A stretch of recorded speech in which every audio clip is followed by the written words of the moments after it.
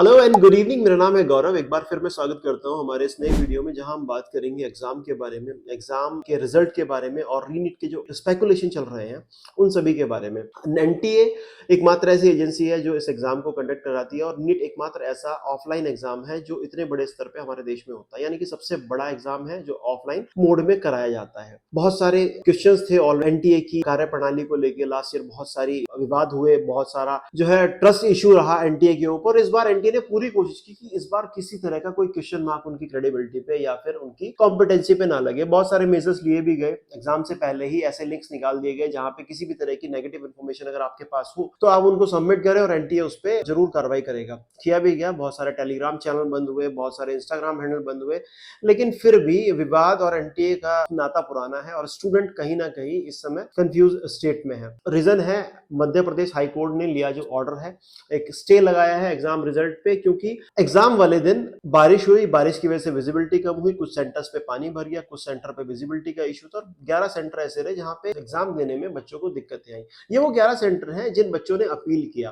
पहले एनटीए को मेल लिखा, लेकिन जब कोई सुनवाई नहीं हुई तो फिर उन्होंने एमपी हाई कोर्ट में जाके रिट पिटीशन फाइल की, जिसके आधार पे एमपी हाई कोर्ट ने स्टे लगा दिया रिजल्ट पे। स्टे लगाया तो एनटीए ने रिप्लाई दिया, रिप्लाई देने के बाद वो स्टे रिवोक भी हो गया और रिप्लाई में क्लियर था कि नंबर ऑफ स्टूडेंट है जो इस चीज से प्रभावित हुए हैं उनका कम है, तो उनके लिए हम कोई और सॉल्यूशन देख सकते हैं रेदर देन एग्जाम दोबारा कराने या फिर रिजल्ट को होल्ड करने के। जैसे ये चीजें सॉल्व होने लगी उसके बाद मद्रास हाई कोर्ट से सेम चीज सामने आई, उन्होंने रिजल्ट पे होल्ड लगा दिया। पहला क्वेश्चन तो ये, अगर एनटीए को ऑलरेडी ये सब इन्फॉर्मेशन थी तो उन्होंने पहले से कोई मेजर क्यों नहीं लिया? एग्जाम होने के बाद जब उनको ऑलरेडी स्टूडेंट लिख चुके थे तो उनको कोई ना कोई ऐसा सेटिस्फैक्टरी आंसर उन स्टूडेंट्स को देना चाहिए था, या फिर रेक्टिफाई करके उन सभी स्टूडेंट्स के लिए कुछ और अरेंजमेंट या सॉल्यूशन के ऊपर बात करनी चाहिए। बट जब तक स्टूडेंट कोर्ट नहीं जाते तब तक कोई एनटीए अपनी तरफ से मेजर नहीं लेता। ये सबसे गलत चीज जो मेरे को पर्सनल लेवल पे लगती है। एनटीए को अपनी किसी भी तरह की चूक के लिए जिम्मेदारी अपने आप से लेनी चाहिए। पर जो हुआ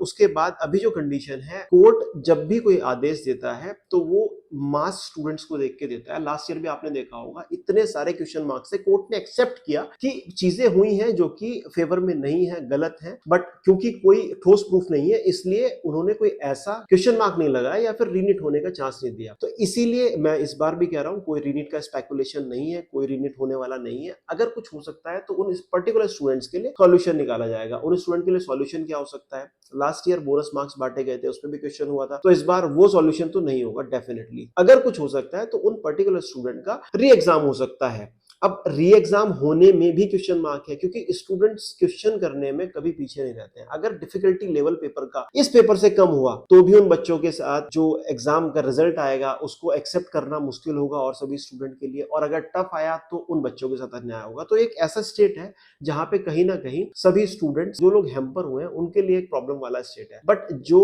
मैक्सिमम नंबर ऑफ स्टूडेंट जिनका एग्जाम सक्सेसफुली कंडक्ट हो चुका है उनका रिजल्ट निश्चित तौर पे अपने तय समय के आसपास ही आएगा। आप देखेंगे कि अगले एक हफ्ते के अंदर आपको आपकी ओएमआर शीट्स और आपकी आंसर की, ऑफिशियल आंसर की ऑलरेडी आपको एनटीए की तरफ से मिलने लग जाएगी। उसके बाद आप देखेंगे कि सेकंड वीक के अंदर आपका रिजल्ट भी हो जाएगा। अब ऐसी स्थिति में आपको करना क्या है? आपको तैयारी करनी है अपने एडमिशन से रिलेटेड इंफॉर्मेशन की। उस इंफॉर्मेशन के लिए आप हमारे पेज पे जुड़े रहिए, हमारे यूट्यूब चैनल पे जुड़े रहिए, सब्सक्राइब कीजिए, शेयर कीजिए ये सब इंफॉर्मेशन, सो दैट आपको आने वाले समय में सारी कट ऑफ, फीस की इंफॉर्मेशन, कॉलेज की रेपुटेशन, सबके बारे में पता लग सके। आने वाली वीडियो होने वाली है उत्तर प्रदेश के प्राइवेट मेडिकल कॉलेजेस के बारे में, तो stay tuned with us, we will help you with all the information available और डेफिनेटली आपको हम एक पाथवे देंगे जहां से अपना आप एमबीबीएस का सफर तय कर सके।